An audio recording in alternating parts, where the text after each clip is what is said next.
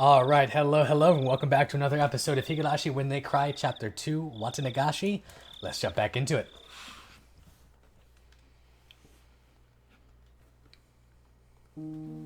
I saw a ceiling I was familiar with.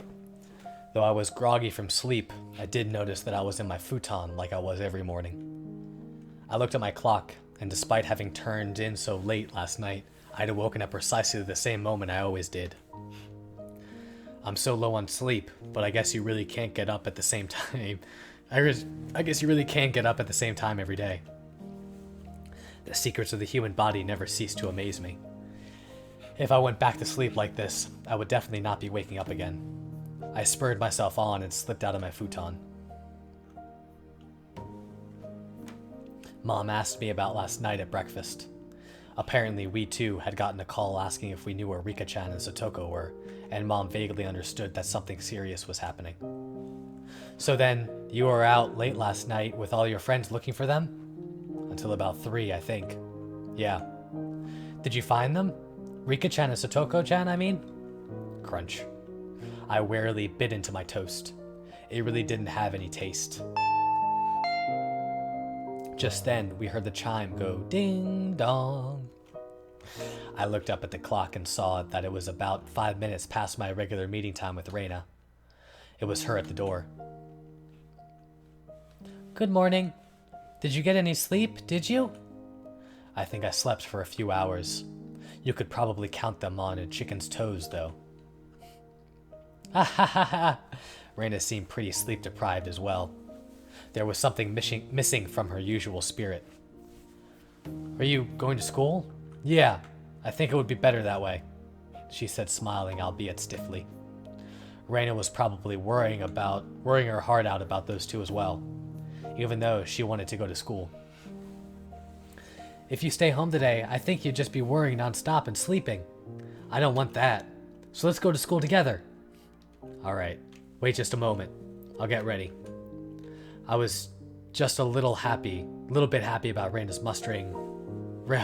mustering that much consideration for me. We went to the place where we'd usually meet up with Mion, but she was nowhere to be found. We were a little bit late today, so we thought she'd be waiting for us. I guess Mi-chan couldn't wake up today, huh? Ah, that's right. For her, it wasn't just yesterday. She was up all night looking for the mayor the night before last, too. We waited for a bit. Time passed until it got to the point where it was okay for us to go on alone, and we exchanged glances. What do we do? Wait a little longer? At that point, my brain, which had finally been woken up by the morning air, recalled the ominous words Oishi-san had left me with that last night. The leaders of the 3 families were disappearing one after the other. And next, it might be the Sonozaki's leader. Could Mion have... No, that couldn't be. Let's go. Let's let her sleep for today. Reina gave me a pat on the back. Mion, she's still here, right? Did you say something? Oh, nothing. Just talking to myself. Let's get moving. The 2 of us headed to school by ourselves. On the way, we saw a bunch of our classmates accompanied by their parents. It even looked like some of them were being taken to school by car. Surprisingly, the principal was also standing watch at the school gate. I'd never seen that before. Good morning. Good morning. The principal was bowing to our classmates' guardians. The wooden sword leaning next to him was a little ominous. Mayabara-kun, good morning. Ryugu-kun, good morning. Good morning. Your teacher has something important to say, so head straight to the classroom. All right? Reina and I said nothing. The madness that only existed at night had finally crawled out into the sunlight. That's what it felt like.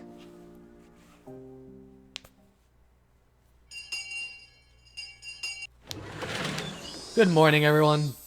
The hushed conversations that had been spreading for a while now all disappeared like an illusion the moment our teacher walked in the door. Silence dominated the classroom. The principal came in with our teacher as well. This was clearly not a normal morning. First, the principal has something important to tell everyone. Go ahead, Mr. Principal. The principal cleared his throat and approached the dais. I'm sure some of you already know this. The classroom was dead silent. Everyone was staring at Rika-chan and Sotoko's empty seats. The principal briefly and simply declared that Rika-chan and Sotoko had gone missing. There wasn't a single person in the classroom who didn't already know. There seemed to be many, however, who couldn't accept it as the truth. It had been confirmed to them now by the principal's words. There were sobs throughout the classroom, and I heard a kid crying. They steadily spread throughout the whole room. The big-hearted principal wasn't able to keep his cool either. Okay, everyone, pay attention. From today on, your parents or guardians will be taking you to school. For those of you whose parents can't do so, you'll be coming here in groups. I made a handout, so read it carefully, and be sure to show it to your parents. Understand? The teacher's voice was a little abrasive. Not even she could conceal the strain she felt from this unprecedented, abnormal situation. They should have just canceled school today. However, Reina told me that the school was also like a nursery for the students whose parents both worked, so some of them wouldn't want school to be canceled. Well then, let's begin the lesson. Class president, she's absent, I see. Then whoever is on day duty, let me hear it. All rise. The feeling of wanting to maintain an everyday atmosphere, even if only in school, precisely because our lives had been messed up, was something that I agreed with at this point.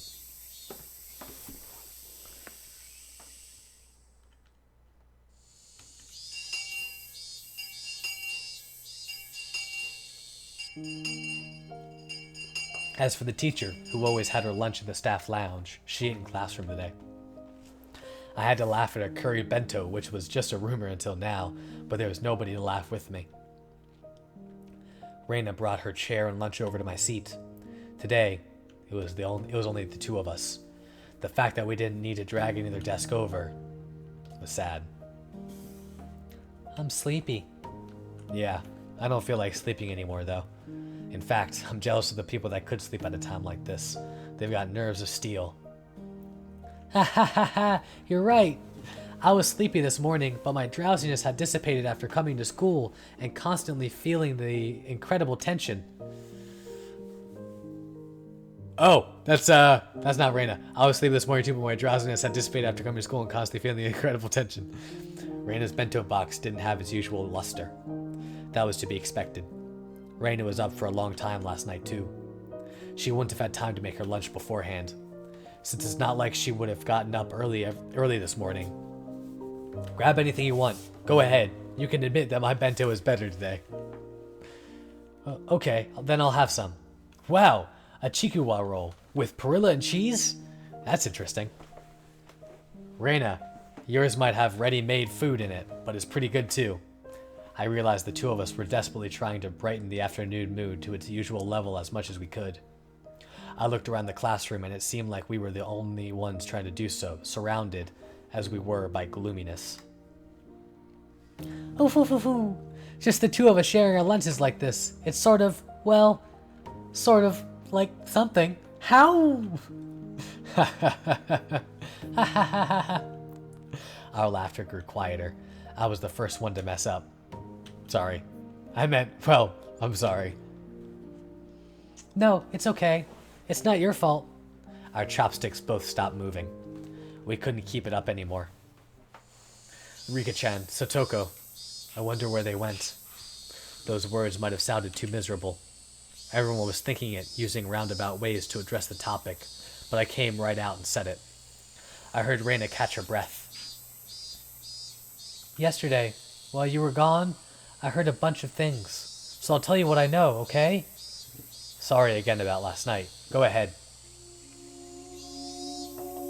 At that time, since they had arrived for support, Reina was helping the Ladies' Society cook the miso soup we'd had. They reported all the information the villagers had gathered, and Reina said she overheard it. They didn't know anything important, though, did they? They didn't know anything important, though, did they? Rika-chan and Sotoko went home after school, and then apparently went somewhere on their bikes, but other than that... Mion had told me yesterday. We had no clues. Yeah, the police also said that they probably went out on their bikes to go play somewhere as soon as they got home. If they were going out to play somewhere on their bikes right after getting home, then they might have gone into town. So I guess they concluded they disappeared while in Okinomiya. The police were saying how they were going to expand their search to Okinomiya in the morning.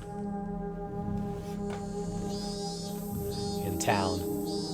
It makes sense why we couldn't find them, even though we searched all of Hinamizawa then. Still, something didn't fit. I had no basis for thinking that, just a gut feeling. I revealed something to Rika-chan that was likely very important to her that day. Then, Rika-chan had told me to leave it to her. And then, what did she say? Oh right, if she didn't work hard, then something bad might happen to the dog too, I think. With all the talk of dogs and cats, I still didn't have the faintest idea of what she really meant. But it might have been Rika-chan's way of saying this was a race against time. Damn it! I'd selfishly pushed my anxiety on Rika-chan and tried to run away. When I thought about it, I shouldn't have run back then. I should have asked her more about the dogs and cats. The more I think back on it, I really screwed up. Anyway, I don't think Rika-chan was in a situation where she would just go off to play somewhere.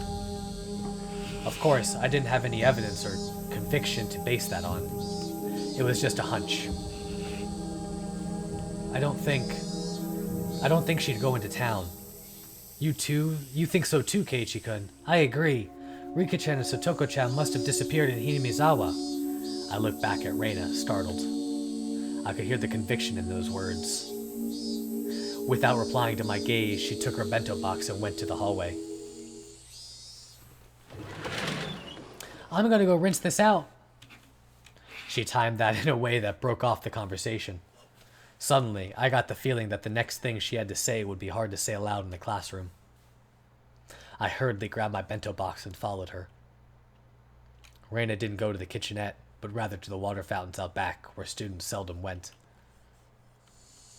The water flowed down onto our bento boxes. During that time, Reina didn't say a word.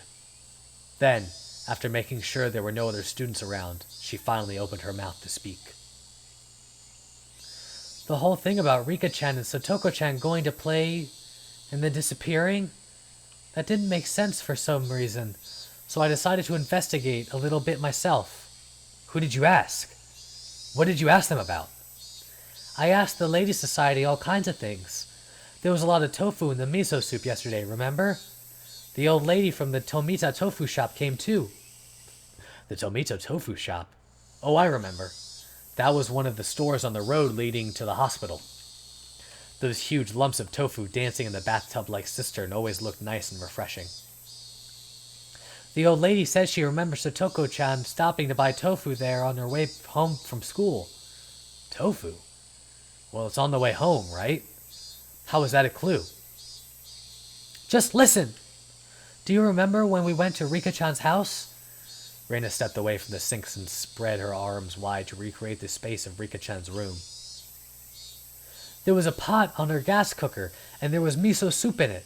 I think there was probably about half of it inside. The rest was in the refrigerator.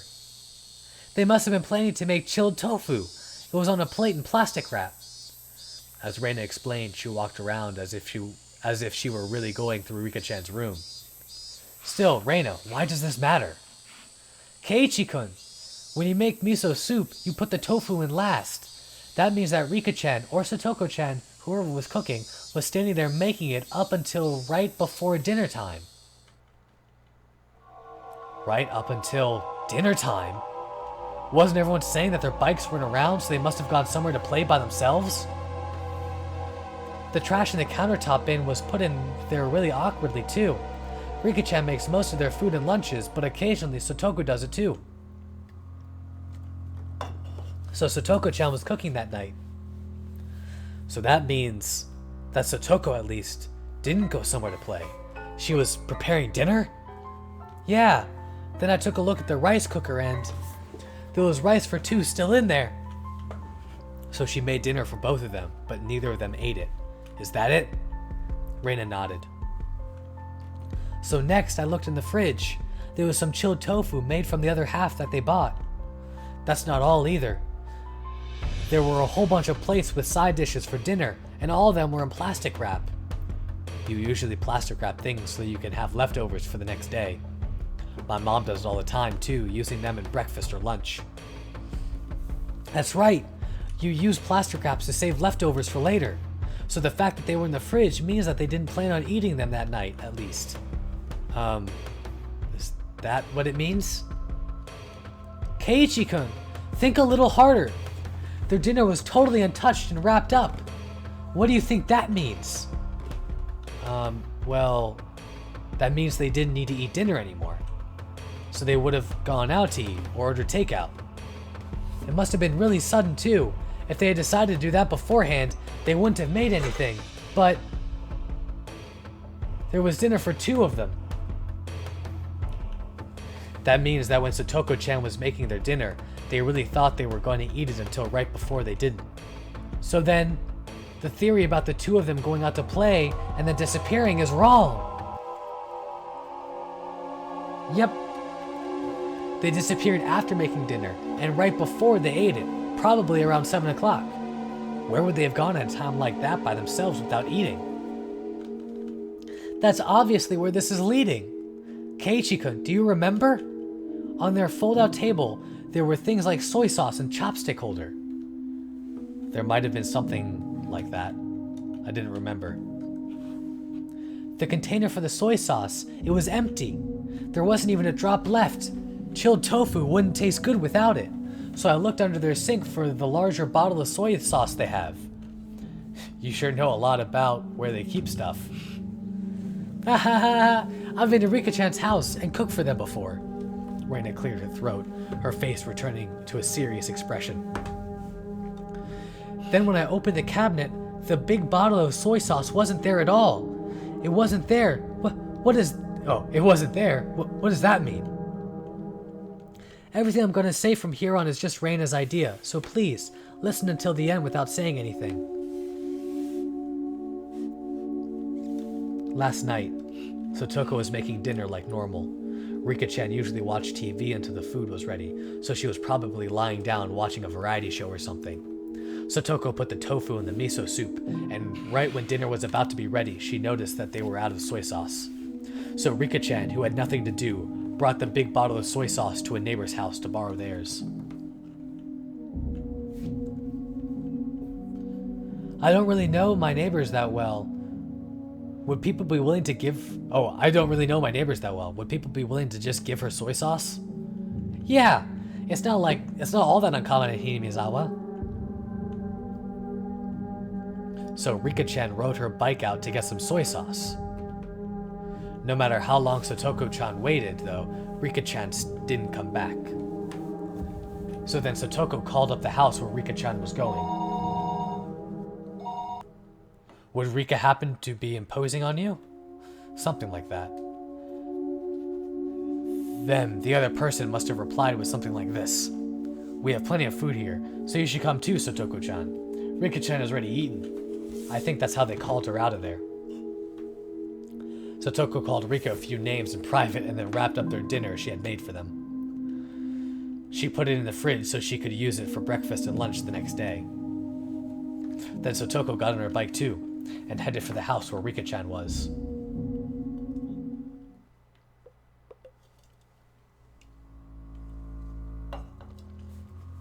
Okay, but this is already pretty strange. You don't normally make so much food that you can give it to people who suddenly arrived at your house. A veteran housewife would never normally make so much food that she could feed 2 extra people. Could it have just been a coincidence that they made too much? It's still unthinkable, Reina flatly denied me. Since Rika-chan knew that Satoko-chan had worked really hard to make dinner for them, didn't she? No matter what kind of food she was offered, she wouldn't let Satoko-chan's dinner go to waste. This was all only circumstantial evidence in Reina's guesswork. Even so, it was all extremely convincing. It was the only ray of hope we had to topple the situation bereft of clues. Then Reina, where did Rika-chan go to get soy sauce? That was the heart of it. It would have to be somewhere she'd be comfortable with asking for soy sauce, and somewhere Satoko wouldn't think it's suspicious that she'd been invited for dinner. So, who was it? Reina slowly shook her head. That's all for Reina's guesses. These are all just ideas, okay? Keep them a secret from the police. What is there to hide? Even if only half of what you said is right, it should be a good clue for all of this. Keiichi-kun, this all means suspecting someone from Hinamizawa. We can't suspect anyone without a really good reason. I saw a few girls coming over to rinse out their bento boxes. Reina cut the conversation short there and returned to the classroom. I stayed there alone, my body bathed in the lively voices of the cicadas. Let's think about this, in my own way. Reina had barely any information to go on, and yet she'd reasoned out that much. So there should be something that only I, who knew far more than Reina did, could deduce. Oishi-san said this last night too, but this incident was definitely occurring within Hinamizawa. Reina might not have wanted to believe it, but it's basically a given that the culprit is someone from the village. The trigger for everything was when the four of us trespassed in the forbidden storehouse. Somebody saw us going in there. For the culprits, breaking the taboo was a crime punishable by death. So that night, Tomitake-san and Takano-san were sacrificed. There were two left. Shion and myself. However, before the culprits bore their fangs on Shion and me, they went after the mayor, to whom Shion had confessed her sin. Next, they went for Rika-chan, to whom I had confessed my sin. Then what about Satoko? Just a stray bullet? By itself, Rika-chan being sacrificed after I told her everything was mortifying. But Satoko, who was sacrificed for no reason, wasn't that all the more regrettable? Everything was my fault! Who would be the next to disappear? Would it be Shion and me next time? Why? Why weren't the culprits going for Shion and me right away, though? If they had enough power to erase the mayor and Rika-chan, then why not just get rid of Shion and me? If they went for us, well, I wouldn't like it, but I could still tolerate it. What I couldn't forgive was them getting rid of those we'd confessed to. Now that I think of it, yesterday Shion said something alarming. She felt like someone was watching her. So then, was someone watching me as well? Strangely though, I hadn't felt anything like that until now. Even though I'm the root cause of everything, I had never once had that impression. Maybe that was simply because Shion was more cautious than me, and I was just careless. That's another story though. Let's get back on track. Why weren't the culprits going after Shion and me? I felt like that's where the key to this lay. Could it be? Was I making a big assumption that I shouldn't have been? I thought and thought, but couldn't come up with an answer. The one thing I understood was that I was a concerned party to this case, and that I had a duty to watch over it until everything got resolved.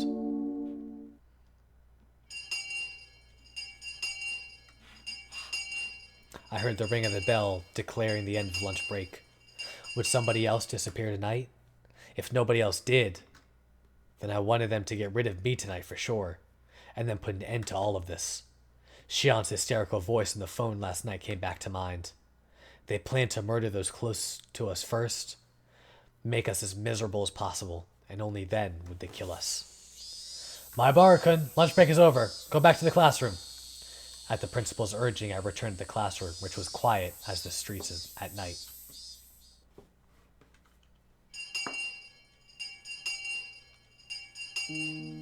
There were a lot of parents picking up their children after school. It was just like kindergarten. The students whose parents didn't come went home as a group. We left school with everyone else, following the assigned route. Even while leaving, nobody said anything funny. They all looked like exhausted mountaineers silently marching through the mountains. As we went, one left, and then another. And then in the end, it was just Reina and me. I was supposed to escort Reina all the way to her house, but she declined. Will you be alright? It's not safe to go alone. It would be just as dangerous for you to go home by yourself after bringing me back, Keiichi-kun. It's still light out anyway. I'll be fine. I see. Then be careful, okay? Yeah. Huh? Isn't that a policeman? Reina pointed toward my house. There was a car stopped in front of it.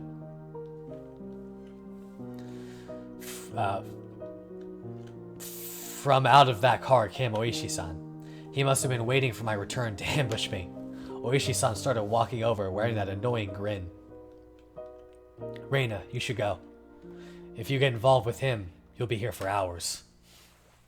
But, what did the police want with you? With you? Reina's a good person. Even when I made a fuss over Rika-chan's disappearance, she never asked me why I did. She could have been suspecting me ever since then, and that would have been okay. Even so, she still didn't ask me anything. She didn't try and pressure me into revealing the truth. I'm not the culprit. I know that. That said, I can't say that I'm totally uninvolved with this incident.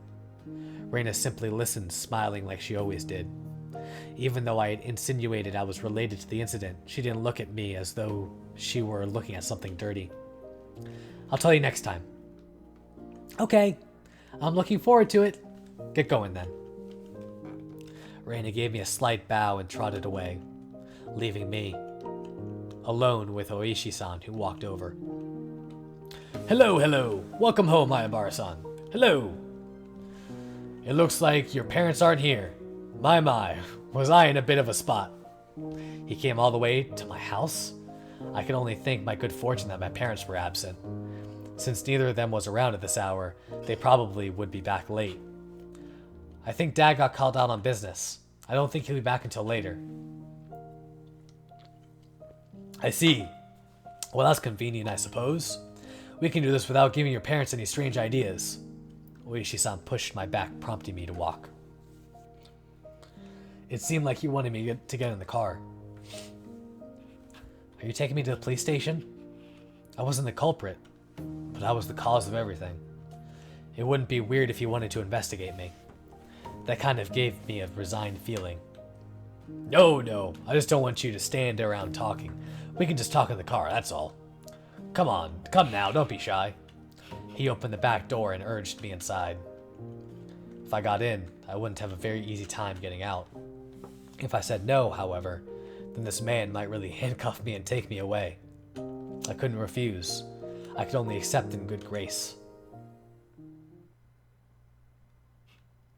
The inside of the car had been cooled too much by the air conditioner, and there was a rusty smell coming from the filter, which must have been cleaned only rarely. Oh, is it too cold? I'll turn the car off. He turned off the engine and suddenly became quiet, and the voices of the Higurashi with all their cool loneliness snuck inside. Quack, quack, quack, quack, quack, quack, quack, quack, quack, quack, quack, quack. It sounded to me like a chorus of voices, lamenting my exorbitant punishment for having harbored such foolish curiosity. Ugh. For a few moments, while listening to those voices, I lamented the days that had been twisted and distorted since that night. Oishi-san, as if waiting for me to voluntarily begin talking, lit a cigarette and listened to the Higurashi. The silence became deafening, and I was the one who folded first. How is the investigation going? The investigation? Of what? There have been so many, which do you mean? Nufufu. All of them. Well, alright then. They're officially secret investigations, and we're under immediate blackout, but I'll let you in on them. Then shall we start from the first incident? The freak deaths of Tomitake-san and Takano-san on the night of the Watanagashi. On this one, embarrassingly enough, we haven't made any progress at all. First of all, Tomitake-san. There are indications on his body that he was assaulted by a group of people, but we have no explanation for him clawing out his own throat and dying. We suspect an overdose from a stimulant or something, but we didn't detect anything. What about Takano-san? The same, we're in the dark. Autopsies for those who are burned to death are real tough. We believe she was doused in gasoline after she was strangled. That one falls under the Gifu Prefecture's police department. They haven't been very cooperative, even though it happened in our territory. Oh, that's not really relevant, though. So the police didn't know anything other than the fact that the victims died inexplicably. Nonetheless, the time when the incidents occurred have been generally placed right after the festival ended. It's a bit uncertain in Takano-san's case, but the likely prospect is that she was murdered at about the same time as Tomitake-san, then dumped in the mountains of Gifu. Why would they bring a dead body all the way to the mountains? They should have just brought Tomitake-san out there too. Oh my, Marbar-san, you're quite sharp, you know that? Of course, I do believe that is something we need to be attentive of. There are a bunch of other suspicious things, but this is about all I can tell you at this point. How about the mayor? Have there been any clues? Having exhausted that topic, I changed the subject. Otherwise, he might turn the conversation on me. And with that, that's where I'm going to end this episode. Hope you guys have enjoyed. Thank you for liking, commenting, subscribing, and I'll see you in the next one. Peace.